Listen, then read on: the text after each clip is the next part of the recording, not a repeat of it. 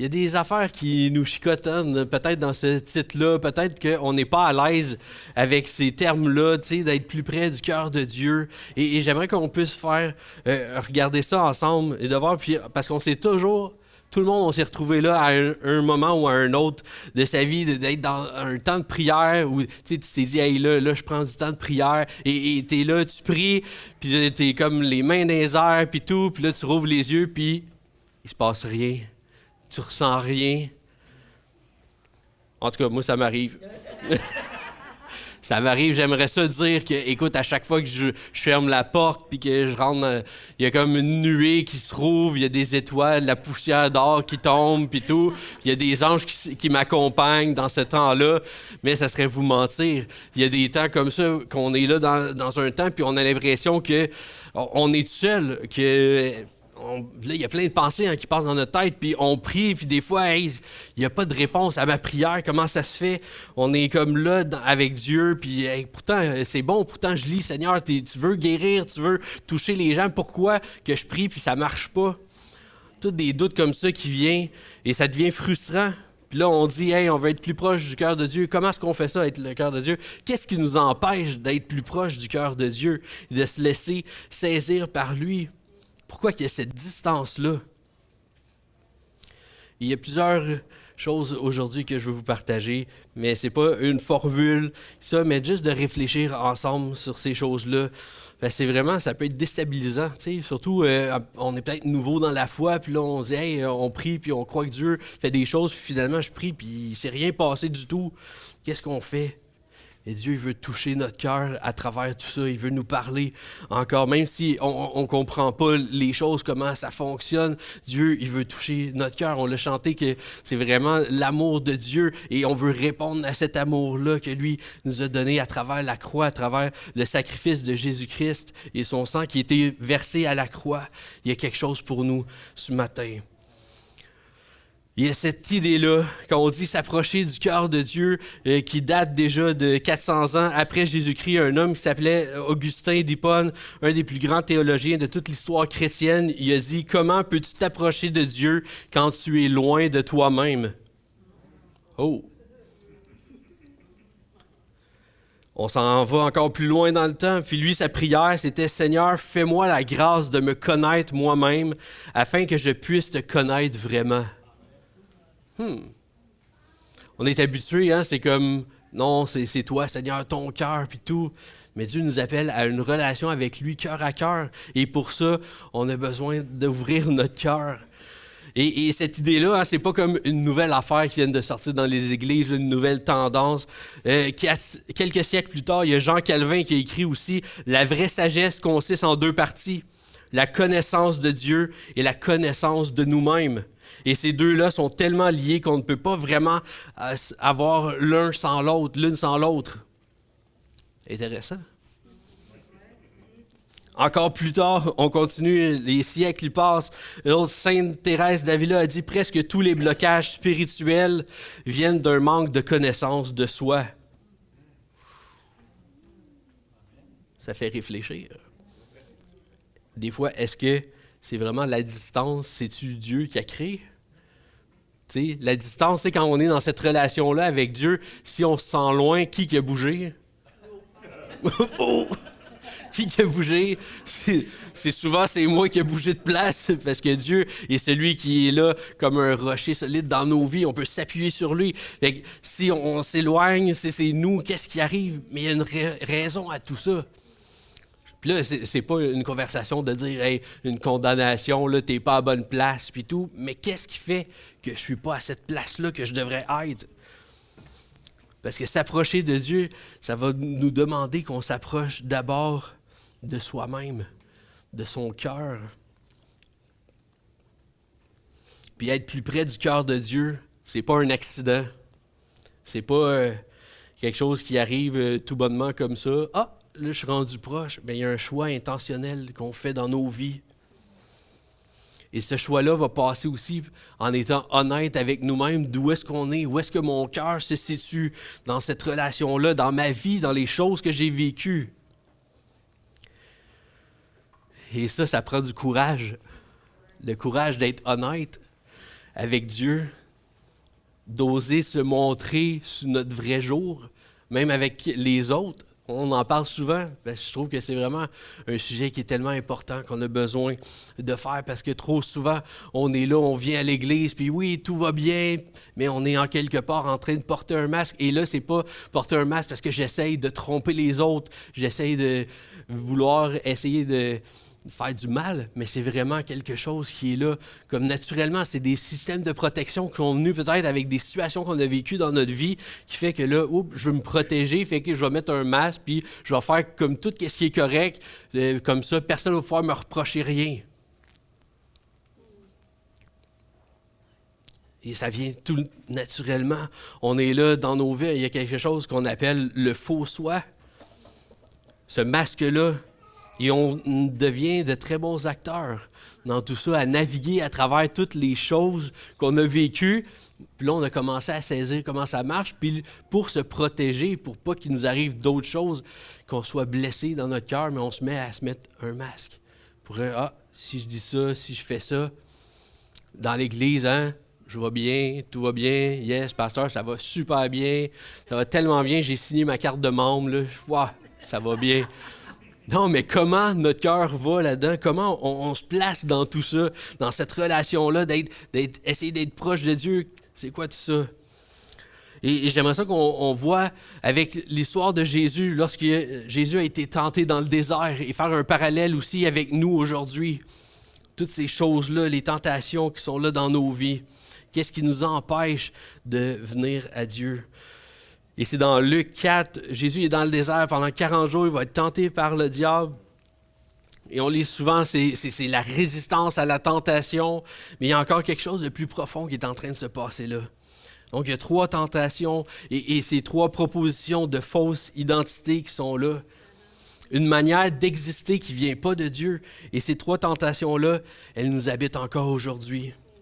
On va le lire ensemble dans Luc 4, le verset 3.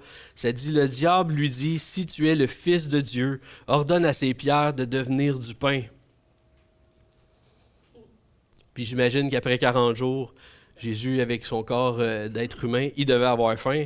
Ça aurait été simple de juste le faire. Mais en d'autres mots, le diable est en train de dire, prouve ta valeur, montre que tu es capable de le faire, produis quelque chose. Faut que tu produises quelque chose. Et ça nous dit quelque chose, hein?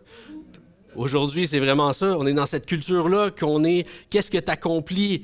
Qu'est-ce que tu produis? Il faut produire de quoi? Dans quoi tu contribues dans la vie?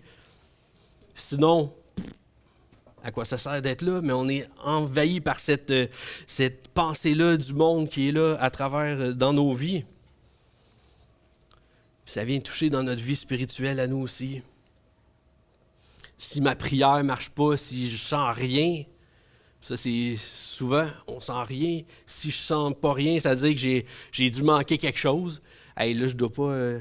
il doit y avoir quelque chose, je ne fais pas comme il faut. Peut-être ma prière, comment je la formule. Il faudrait que peut-être je rejoue avec comment je place. Est-ce que j'ai dit ça de tel... On essaie de voir c'est quoi la formule qui va marcher pour que Dieu puisse enfin nous parler, qu'on entende sa voix. Mais dans tout ça, le mensonge qui vient, c'est que notre valeur devant Dieu dépend de notre performance. C'est pas vrai. Ça ne dépend pas de notre performance.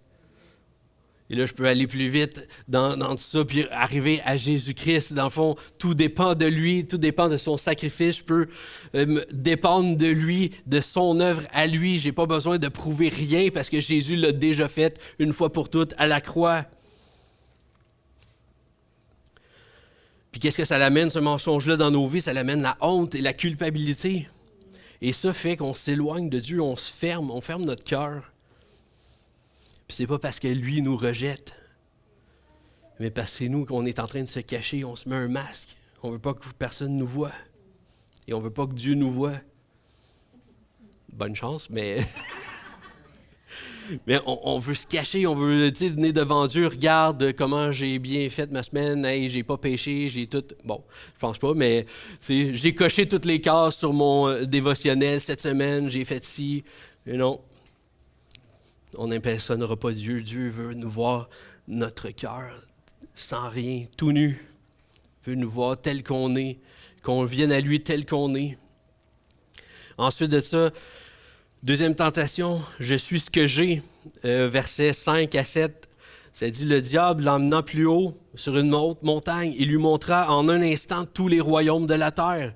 Puis il lui dit, je te donnerai toute cette puissance et la gloire de ces royaumes, car elle m'a été donnée, et je la donne à qui je veux. Si donc tu te prosternes devant moi, elle sera toute à toi. Tu es en train de lui proposer quelque chose, tu veux avoir la gloire, la puissance. Et souvent, on regarde qu'est-ce que les autres ont. Qu'est-ce que les autres ont vécu dans la prière? Qu'est-ce que les émotions de quelqu'un d'autre? Tu dis, mais comment ça se fait que moi, je sens rien comme ça? L'autre, ça a l'air tout le temps, qu'il est tout le temps sur un nuage, qu'il est toujours dans la présence du Seigneur, puis qu'il ressent tout le temps quelque chose. Pourquoi moi, c'est pas comme ça? On tombe dans la comparaison.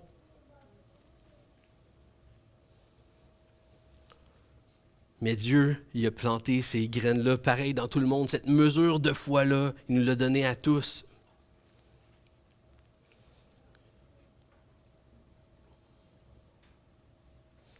Est-ce qu'on court après l'expérience ou est-ce qu'on court après le Dieu de l'expérience ou vraiment le cœur de Dieu? Des fois, il y a des réunions, on court à ces réunions-là, mais est-ce que je cours après vraiment le cœur de Dieu ou c'est vraiment, je veux ressentir quelque chose, je veux qu'il se passe de quoi? Fait que là, on va dans plein de réunions de réveil ou des choses qui vont nous amener, un frisson. Et c'est bien d'avoir des frissons, je ne suis pas en train de dire que j'avais vu ça. Mais est-ce que mon cœur, c'est toute la question, le centre de tout ça, mon cœur avec Dieu? Est-ce que Seigneur, je suis prêt à continuer à te servir même si je ne sens rien du tout? À persévérer dans la prière, même si je n'ai pas encore vu de réponse à ma prière. Ça fait 30 ans que je prie pour ma famille, puis il n'y en a pas un encore qui est venu au Seigneur. Continue, persévère.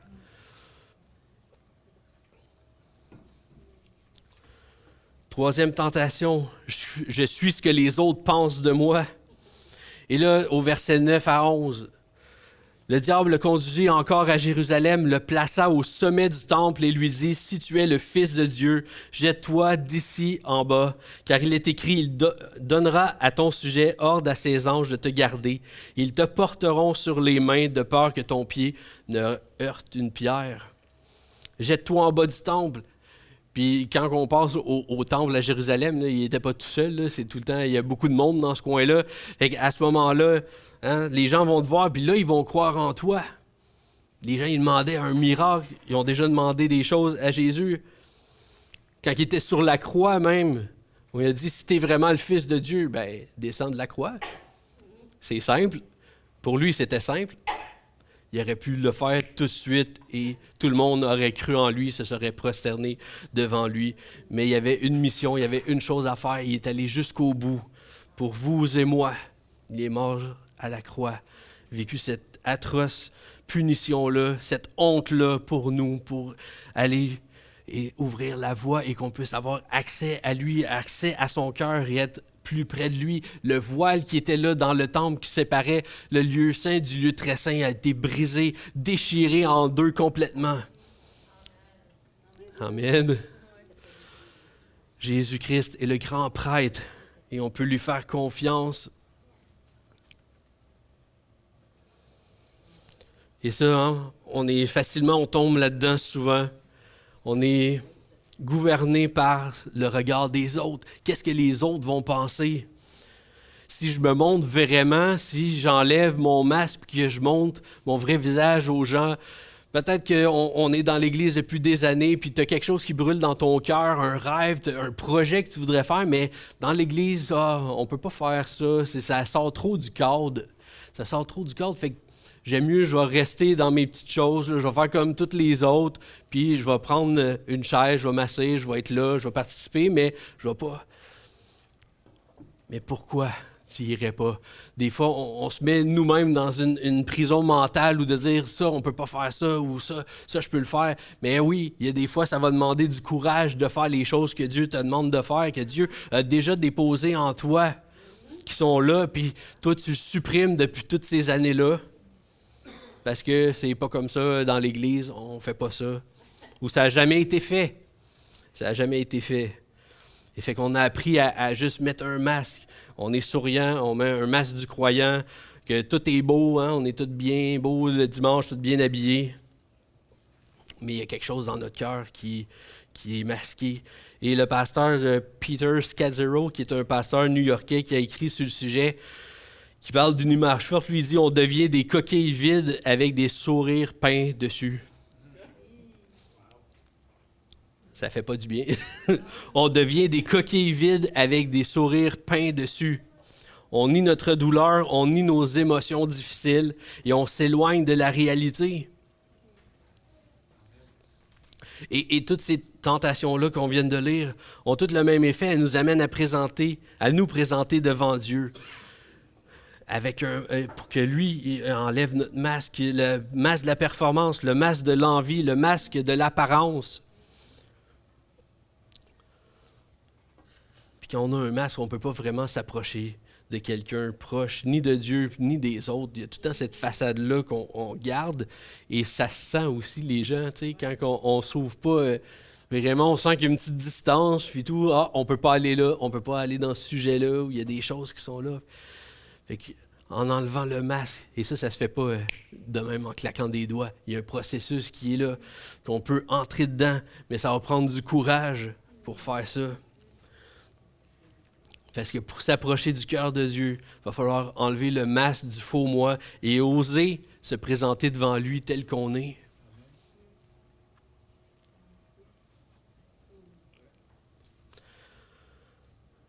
On veut faire un pas, c'est un pas vers cette relation-là authentique avec Dieu. Parce que comme on disait tantôt, parce que lui-même, Jésus-Christ, s'est rendu vulnérable. Son arrivée sur la terre a été d'une façon tellement vulnérable. Il a été jusqu'à la croix, vulnérable. Et qu'est-ce qui me fascine aussi dans le jardin de Gethsémani, comment Jésus est en train de prier, puis il n'est pas en train de faire une belle prière, là. Il était debout. « Oh Dieu, merci pour la croix qui s'en vient. Ça va être merveilleux. Je vais ouvrir la voie. Ça va être incroyable. » Non, on voit ce Jésus-là qui est en train d'agoniser avec les gouttes de sang, la sueur de sang qui est en train de sortir. Et il ne devait pas être debout. Il devrait être en train d'être à terre, puis en train d'oser dire à Dieu, « Est-ce que c'est possible que ça finalement, je suis obligé d'y aller? » Non, mais imaginez, c'est le Fils de Dieu, il s'est incarné forme humaine, fait qu'il était vraiment dans ça, il était tourmenté, là, ça devait être incroyablement pénible, et de voir ses disciples qui arrivent, il dit « Hey les gars, venez avec moi dans le jardin, je veux que vous m'accompagniez », puis il devait être émotionnel aussi à ce moment-là. Là, ils arrivent, puis ils sont en train de dormir. Ils s'en retournent, ils continuent à agoniser, ils reviennent, ils sont encore en train de dormir. Ça devait être... quand on a besoin d'amis, ils ne sont pas là. Mais la Bible n'a pas effacé cette partie-là. N'a pas enlevé cette partie-là de voir ce Jésus-là qui s'est laissé voir dans son agonie, dans ses derniers moments qu'il est en train de vivre avec ses amis. Jésus avait des amis, il y avait 3 personnes qui étaient plus proches dans les disciples, qui passaient plus de temps avec eux autres. Ça dit que Jean, il était même à côté sur lui, sur sa poitrine. Il avait son cercle fermé d'amis proches. Parce que trop souvent, on a pris les émotions dans l'Église puis dit « Ah, les émotions, c'est vraiment pas bon, il faut laisser ça de côté. » Mais Dieu ressent des émotions.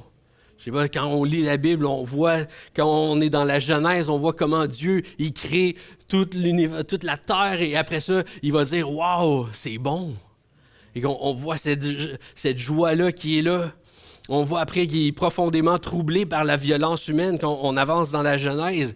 Et Jérémie va dire, de la part de Dieu, « Je t'ai aimé d'un amour éternel. » C'est pas un principe ou juste des paroles, c'est vraiment Dieu qui dit à son peuple, « Je t'ai aimé d'un amour éternel. » Dieu nous aime. Jésus a pleuré devant le tombeau de Lazare, qui était son ami. Il ressentit une profonde tristesse, comme je disais, dans le jardin de Gethsémani, à la veille de sa mort. Il a regardé les gens avec colère et avec compassion. Et avec colère, Ben, cette semaine, là, je sais que je ne suis pas rendu loin, mais j'étais dans la série The Chosen et j'étais à l'épisode. Un épisode, il finissait puis il est en train de travailler sur un fouet, quelque chose. Là.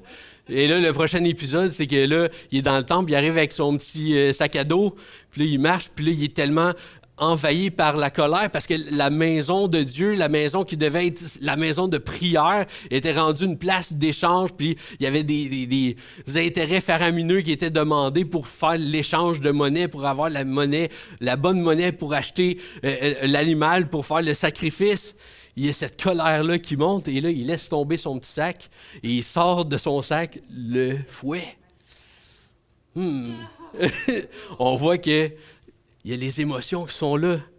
Il aurait pu dire « Ah non, c'est pas bien ça, il ne faut pas que ça sorte », mais il l'a laissé totalement sortir. En tout cas, c'est très imagé dans la série de Chosen. On voit comment... Des fois, on se fait des images quand on lit les textes bibliques, puis que il y a juste comme un petit coup dessus, là, tu sais, puis qu'il y avait 2-3 personnes, mais...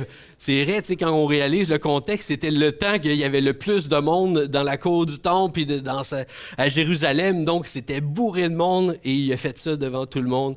Il n'a pas caché sa colère, mais il a eu tellement compassion des gens. Plus dans son ministère, il marchait, il voyait les besoins et il répondait aux besoins. Quand une personne criait à lui, il répondait quand il était là. Et on est fait à son image. Nous aussi, on a des émotions. Et nier nos émotions, c'est les enfouir ou les ignorer, les juger comme non spirituels. C'est en quelque sorte nier une partie de ce que ça veut dire d'être fait à l'image de Dieu. C'est des alarmes qui sont là. Nos émotions peuvent lever des drapeaux rouges. Que Dieu, son esprit qui est en nous, il veut nous parler, il veut nous donner des alarmes, des avertissements.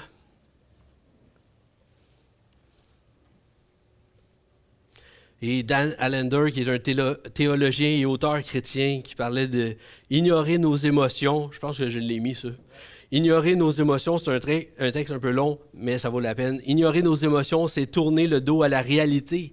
À y être à l'écoute nous ramène à la réalité. Et c'est dans la réalité qu'on rencontre Dieu. Les émotions sont le langage de l'homme, elles sont l'appel du cœur. Pourtant, nous faisons souvent la sourde oreille, soit en pratiquant le déni émotionnel, soit en déformant les faits ou encore en affichant une apparente indifférence. Nous éliminons tout ce qui nous perturbe afin de pouvoir exercer un contrôle sur notre monde intérieur.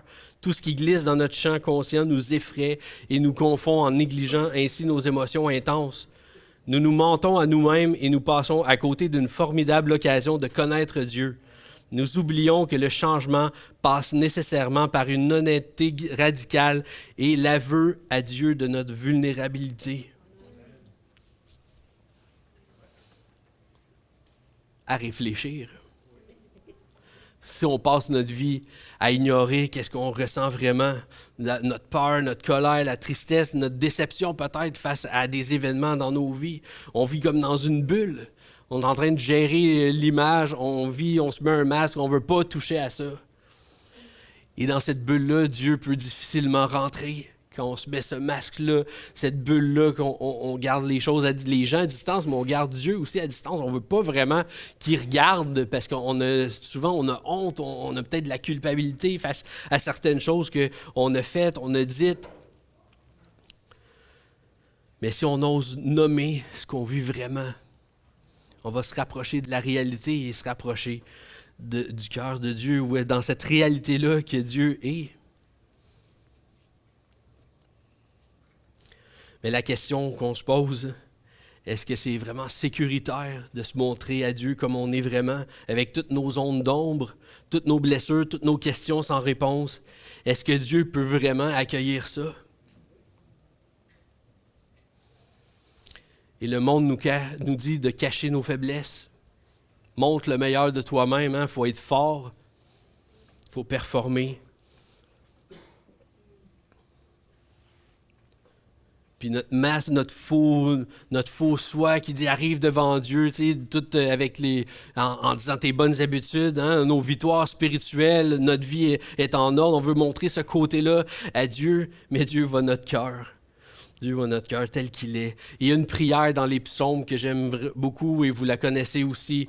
On va la lire, on l'a même, c'est un chant aussi, dans le psaume 139, le verset 23 et 24, qui dit « Examine-moi, ô Dieu, et connais mon cœur. Mets-moi à l'épreuve et connais mes pensées. Regarde si je suis sur une mauvaise voie et conduis-moi sur la voie de l'éternité. » Et cette prière-là m'encourage parce que David, tu dis, « Hey, mais ça c'est dur comme prière. Examine-moi, ô Dieu. Ouf. Connais mon cœur.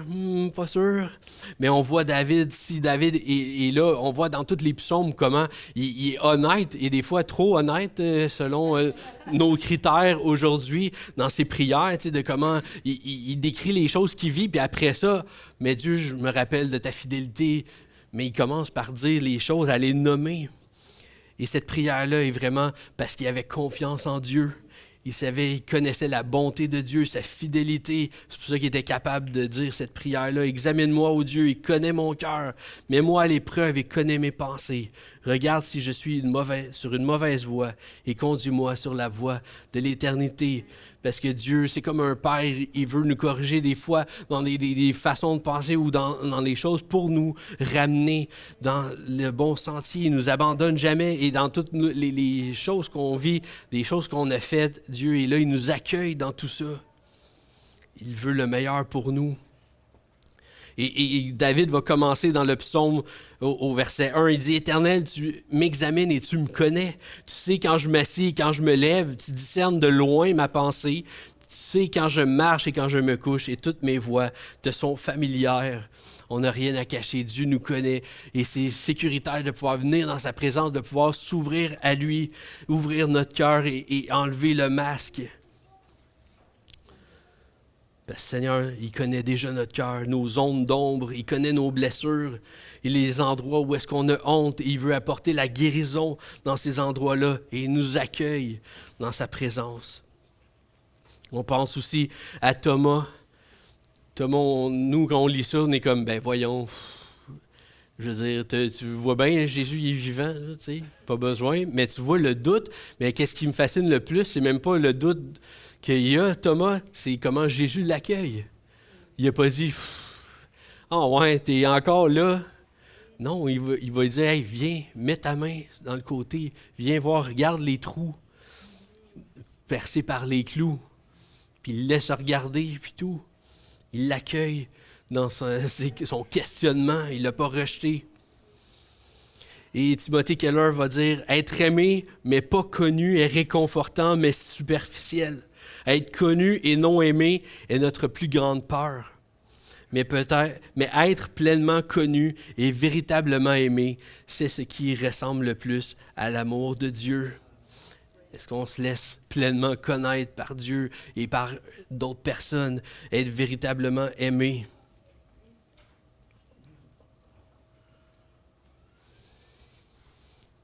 Et j'ai un ami qui écrit des chansons, puis dans une de ses chansons, il avait écrit la phrase que j'aime beaucoup, c'est dit « Être moi sans avoir peur ». C'était vraiment... c'est la phrase, tu sais, dans toute la chanson, je la connais par cœur, mais cette phrase-là, dès la première fois que j'ai entendu, c'était vraiment ça qui m'a accroché mon oreille. « Être moi sans avoir peur, sachant que tu es là avec moi ».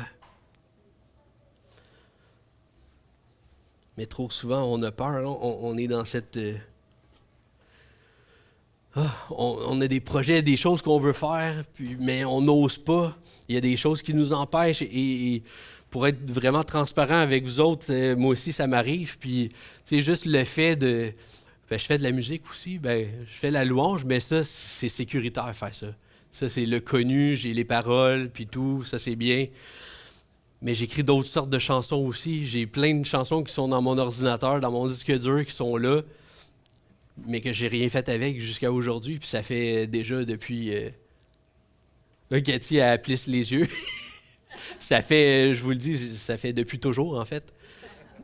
Que je les ai faites de temps en temps dans des rencontres, mais de les sortir publiquement, je ne l'ai jamais fait.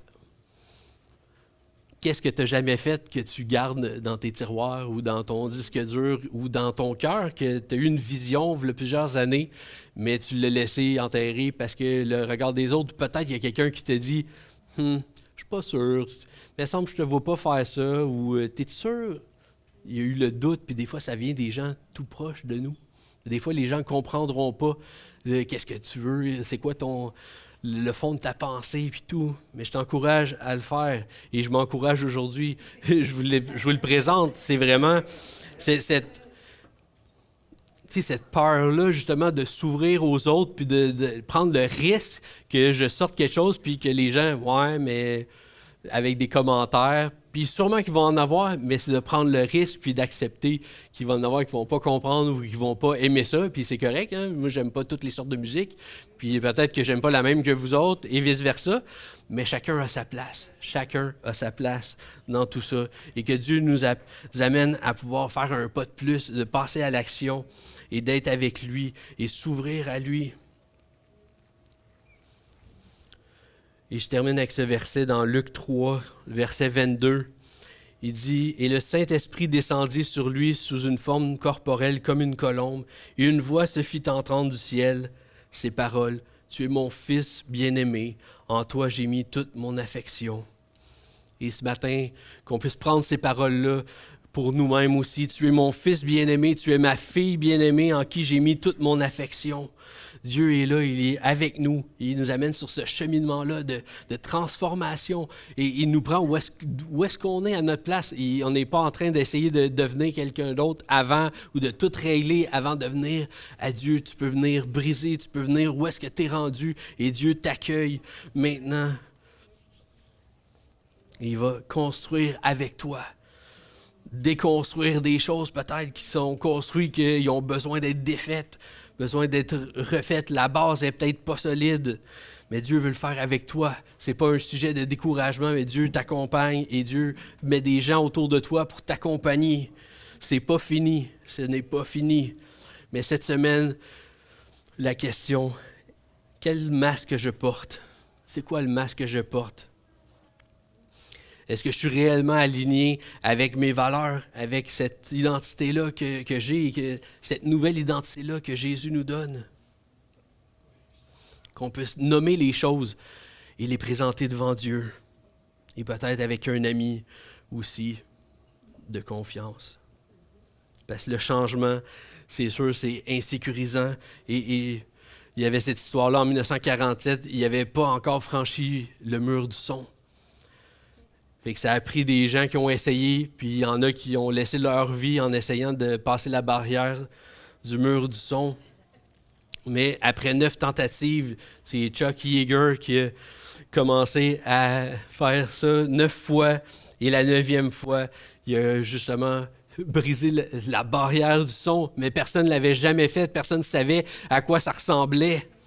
Et que lui, il était dans son avion et tout commençait à vibrer tellement fort, tout tremblait. Il avait l'impression que tout son appareil allait se désintégrer. Mais là, pouf, il a passé la barrière. Une fois, il l'a passé. Et ça ressemble un peu à ça dans nos vies, de passer vers, faire un pas de plus, aller vers qu'est-ce que Dieu a déposé de notre cœur avec Dieu. Ça va brasser, ça va shaker, tu vas avoir l'impression que on dirait que tout va péter. Mais continue, Dieu est là, il t'accompagne.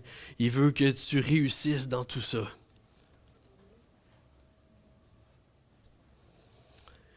Il nous accompagne afin qu'on puisse être plus proche de son cœur, en découvrant plus notre cœur et en enlevant les masques, les couches qui sont là par-dessus pour être vraiment honnête devant Dieu, vulnérable devant lui, authentique, parce qu'on est accepté dans sa présence. Prions ensemble. Merci Seigneur. Fais-moi la grâce, Seigneur, fais-nous la grâce, Seigneur, de nous connaître mieux, Seigneur, de nous connaître et reconnaître les blessures qu'on a vécues.